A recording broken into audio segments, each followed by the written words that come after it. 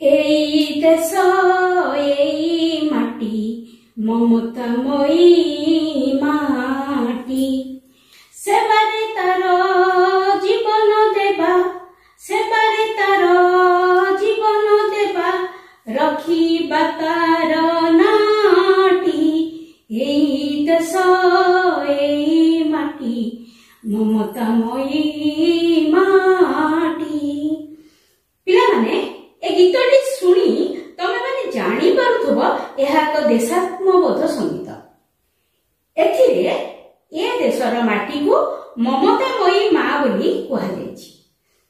ଆଜି ମୁଁ ମମତା ବାଣୀ ସ୍ୱର୍ଗତା ବିଦ୍ୟୁତ ପ୍ରଭା ଦେବୀଙ୍କ ରଚିତ ଏମିତି ଏକ କବିତା ତୁମକୁ ପଢ଼େଇବା ପାଇଁ ସ୍ଥିର କରି ଆସିଛି। ତେବେ ପିଲେ, ପ୍ରଥମେ ମୁଁ ମୋ ୟୁଟ୍ୟୁବ ଚ୍ୟାନେଲକୁ ତୁମ ସମସ୍ତଙ୍କୁ ସ୍ୱାଗତ କରୁଛି। କବିତାଟିର ନାଁ ସର୍ବଂସହା ମାଟି। ଏହି କବିତାଟି କବିଙ୍କର ମାଟି ପାଣି ପବନ କବିତା ସଂକଳନରୁ ଆସିଛି, ଯେଉଁଥିରେ କବିଙ୍କର ମାଟି ପ୍ରତି ମମତ୍ୱବୋଧ ପ୍ରକଟିତ ହେବା ସଙ୍ଗେ ସଙ୍ଗେ ମାନବ ଜାତି ପ୍ରତି ମାଟିର ମହନୀୟ ଅବଦାନକୁ କବି ମୁକ୍ତ କଣ୍ଠରେ ସ୍ୱୀକାର କରିଛନ୍ତି। ଜନନୀ ଜନ୍ମଭୂମିଶ୍ଚ ସ୍ୱର୍ଗାଦପି ଗରିୟସୀ ମନ୍ତ୍ରରେ ଅଭିମନ୍ତ୍ରିତ ବିଦ୍ୟୁତ ପ୍ରଭା ଦେବୀ ସ୍ୱାଧୀନତା ପରବର୍ତ୍ତୀ ଓଡ଼ିଆ ସାହିତ୍ୟ ଜଗତରେ ଜଣେ ବିଶିଷ୍ଟ ତଥା ଜନପ୍ରିୟ କବି ଭାବରେ ପରିଚିତ। ତାଙ୍କର ସରଳ ଭାଷା, କୋମଳ ଭାବ ତଥା ମଞ୍ଜୁଳ ଶୈଳୀ ତାଙ୍କ ସୃଷ୍ଟି ଗୁଡ଼ିକର ମୁଖ୍ୟ ଆଧାର, ଯେଉଁଥିପାଇଁ ଓଡ଼ିଆ ସାହିତ୍ୟ ଜଗତରେ ସେ ଏକ ସ୍ୱତନ୍ତ୍ର ମର୍ଯ୍ୟାଦାର ଅଧିକାରିଣୀ। ତେବେ ଚାଲ ନା ପିଲେ, ଆଜି ଆମେ ସର୍ବଂସହା ମାଟି ପଢ଼ିବା। ଜୟ ଜଗନ୍ନାଥ। ପିଲାମାନେ, ଏଥର ତୁମେ ତୁମର ବହିର ପୃଷ୍ଠା 31 ଖୋଲ। ସର୍ବଂସହା ମାଟି ଆଜି ଆମର ବିଷୟବସ୍ତୁ। ଦେଖ ପିଲାମାନେ, ତାର ଲେଖିକା ହେଉଛନ୍ତି ବିଦ୍ୟୁତ ପ୍ରଭା ଦେବୀ ଏବଂ ସେ 1926 ମସିହାରେ ଜନ୍ମଗ୍ରହଣ କରିଥିଲେ। 1977 ମସିହାରେ ଦେହତ୍ୟାଗ କରିଥିଲେ। କଟକ ଜିଲ୍ଲାର ଆଳି ଅନ୍ତର୍ଗତ ନାଟଦା ଗ୍ରାମରେ ସେ ଜନ୍ମଗ୍ରହଣ କରିଥିଲେ। ଏବେ ଆମେ ଦେଖିବା ତାଙ୍କର ସୃଷ୍ଟି ସମ୍ଭାର। ସବିତା, କନକାଞ୍ଜଳି, ବିହାରିୟସୀ, ସ୍ୱପ୍ନଦୀପ, କାକଳି, ଯାହାକୁ ଯିଏ, ଝରା ଶିଉଳି, ମାଟି ପାଣି ପବନ ଏବଂ ସଞ୍ଚୟନ ଇତ୍ୟାଦି ତାଙ୍କର କବିତା ସଂକଳନ। ସଞ୍ଚୟନ କବିତା ସଂକଳନ ପାଇଁ ସେ ଓଡ଼ିଶା ସାହିତ୍ୟ ଏକାଡେମୀ ପୁରସ୍କାର ପାଇଥିଲେ। ଆଉ ଆଜି ଆମେ ଯୋଉ ସର୍ବଂସହା ମାଟି ପଢ଼ିବା, ଏ ବିଷୟଟି ତାଙ୍କର ମାଟି ପାଣି ପବନ କବିତା ସଂକଳନରୁ ସଂଗୃହୀତ ହେଇଛି। ଲେଖିକା ବିଦ୍ୟୁତ ପ୍ରଭା ଦେବୀଙ୍କର ଲେଖା ମାନେ କବିତା ସଂକଳନ ଗୁଡ଼ିକରେ ଥିବା ବୈଶିଷ୍ଟ୍ୟ ବା କବିତା ଗୁଡ଼ିକରେ ଥିବା ବୈଶିଷ୍ଟ୍ୟ ହେଲା ସ୍ୱଦେଶ ପ୍ରୀତି, ମାଟି ପାଇଁ ମମତ୍ୱବୋଧ, ସାଂସ୍କୃତିକ ଚେତନା, ଜୀବନବୋଧ ଓ ଆଧ୍ୟାତ୍ମିକତା। ଏଇ ସବୁ ଜିନିଷ ଆମେ ତାଙ୍କର କବିତା ଗୁଡ଼ିକରେ ଦେଖିବାକୁ ପାଉ। ଠିକ ଅଛି ପିଲେ, ଏବେ ଆମେ ପଢିବା। ସରବ ସହଣୀ ମାଟି ସବୁରି ଉପରେ ସ୍ନେହ ତୋହର ସମାନେ ଦେଇଛୁ ବାଣ୍ଟି।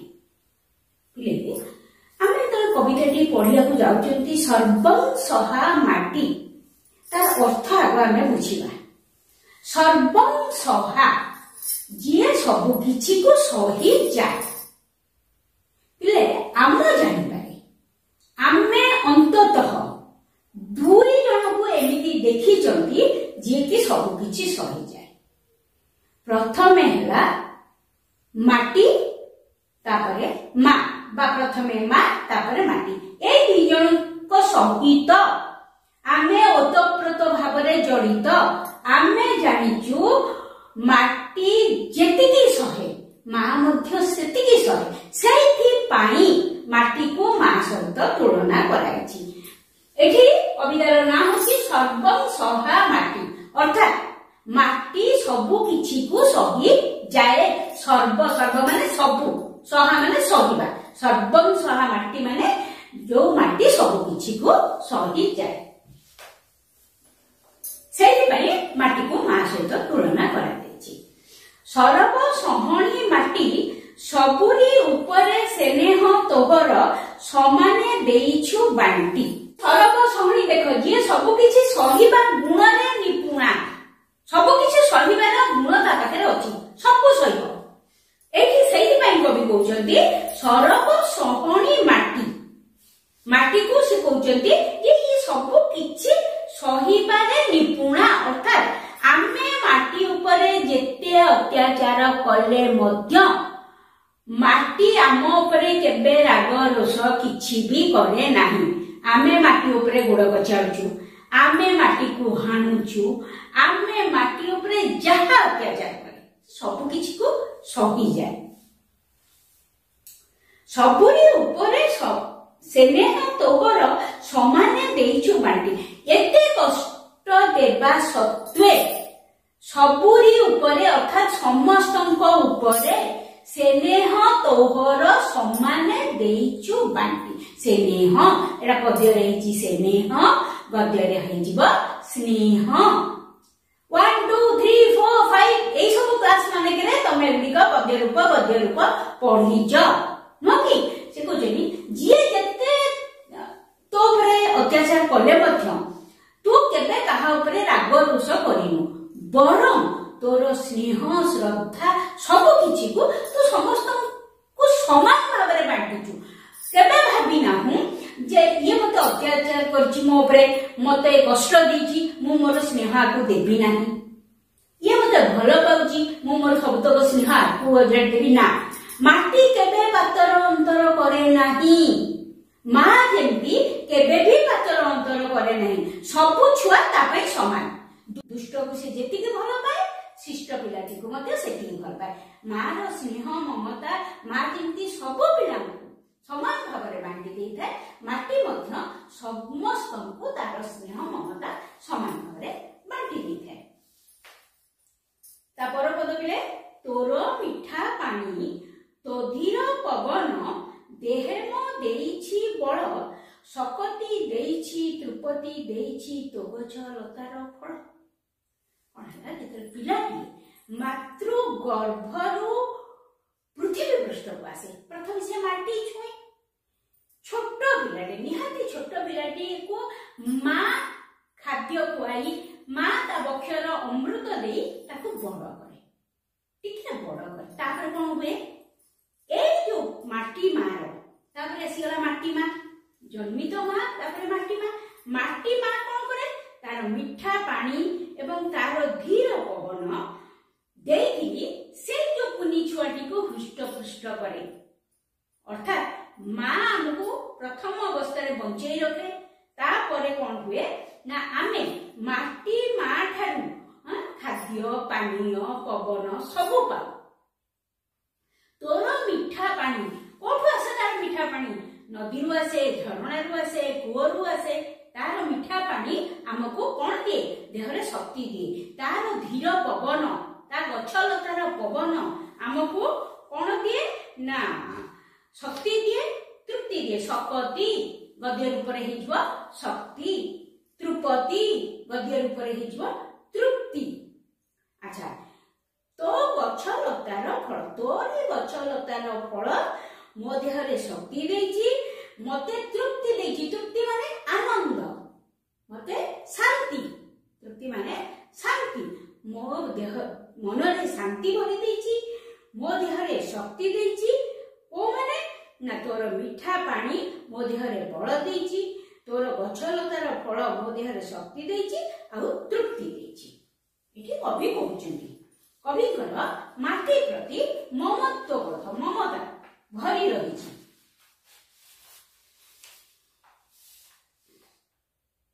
तापर पद पिले देख भाबुची प्रथम दी पद तमे निश्चित बुझी देइतबो तापर पद देख सबुज घासर कौळ पिछणा दिए कि आराम मते ମା ପରି ମୋର ଅଳି ଅରଦଳି କେତେ ନ ସହିଛୁ ସତେ।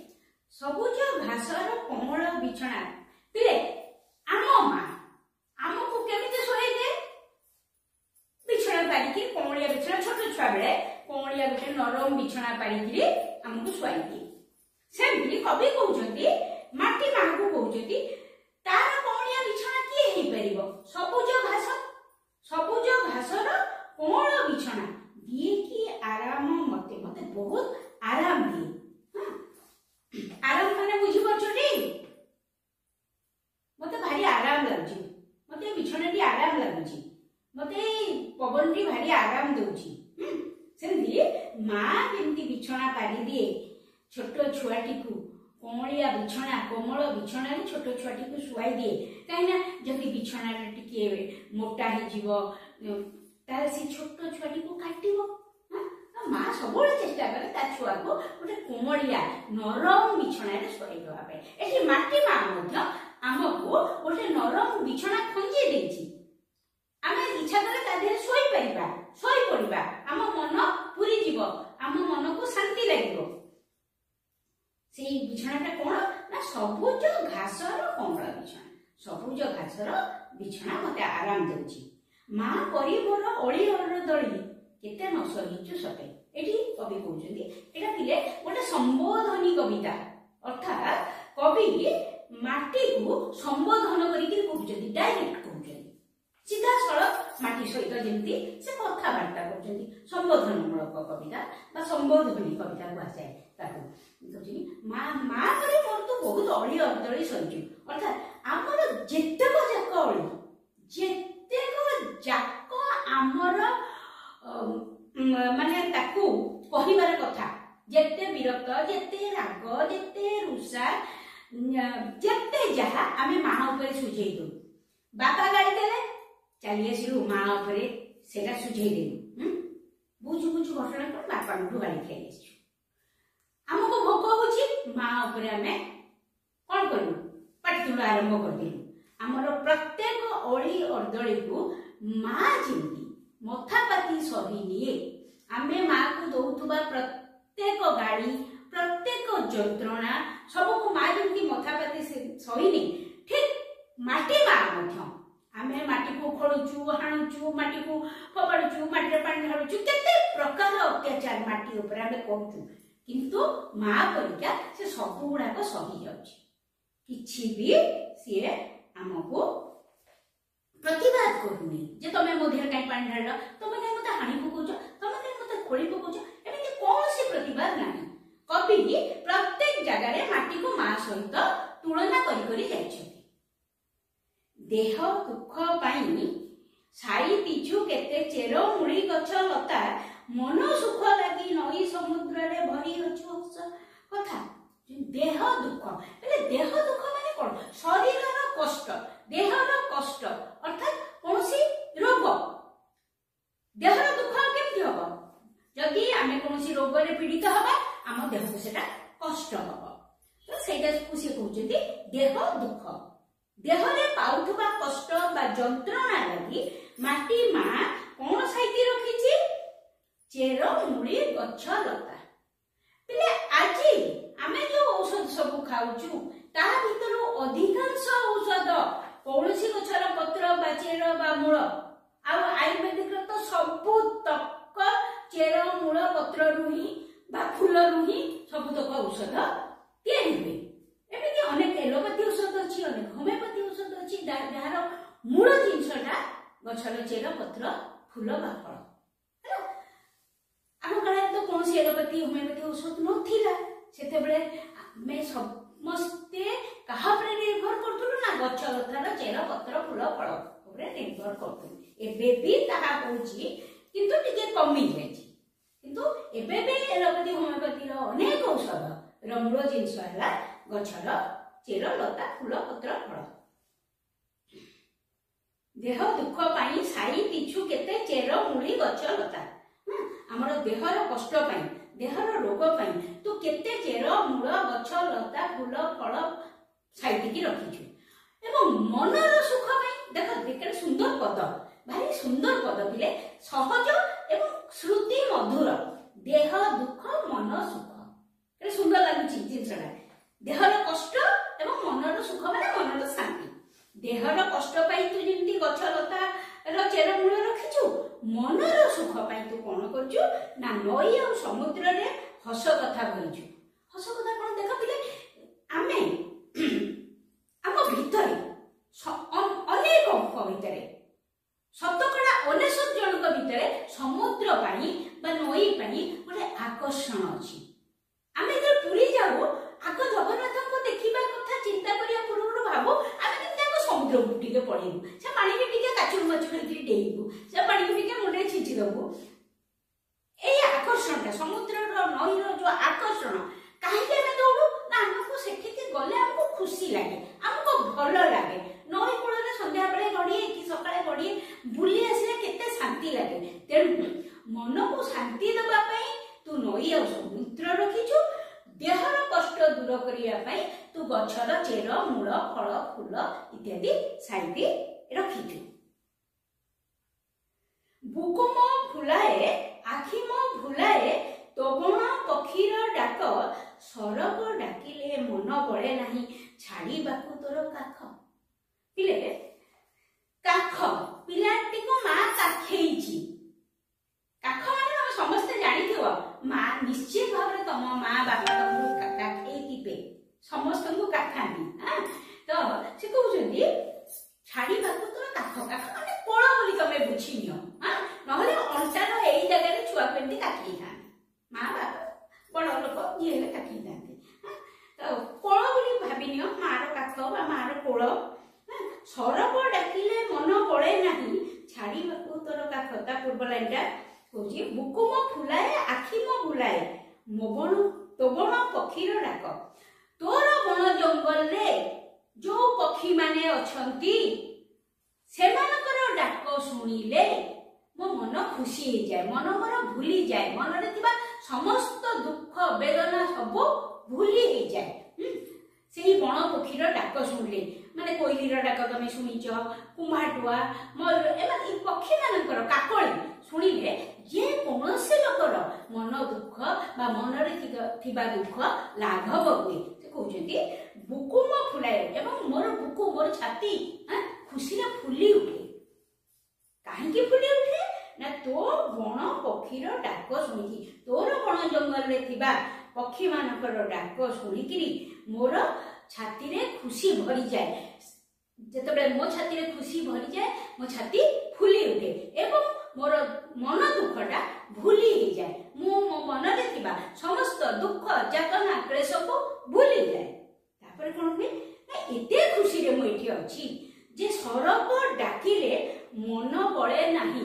छाड़ीबाकू तोर काख पिला माने आम भितरे सब बेले आम भितरे गोटे धारणा हेई आसीची स्वर्ग रे सबतक सुख मिले आमे एते कथा प्रसंग रे भी अनेक समय कहू आ कि सुख स्वर्ग सुख केमिति माने समस्त प्रकार सुख संपद सुखर संपद स्वर्ग रे मिले बोली कि हमर धारणा ना तमे स्वर्ग देखिछ ना मु स्वर्ग देखिछि आमे केही देखिनु किंतु आमे सुनी आसीछु आमे विभिन्न बही रे पढ़ी आसीछु सबतक सुखर गंताघर होछि स्वर्ग किंतु एठी कवि कहउचंती सेई स्वर्ग सुख ठारू ए माटीर सुख आहुरी अधिक जोथि पाई कि ए माटी मार कोळ छाड़ी स्वर्ग को जीवार मोर इच्छा नै जदि केबे मते स्वर्ग डाके एठी कवि कहउचंती जदि केबे मते स्वर्ग डाके ताहाले मु माटी मार काख छाड़ी बा कोळ छाड़ी बा तार निकटरु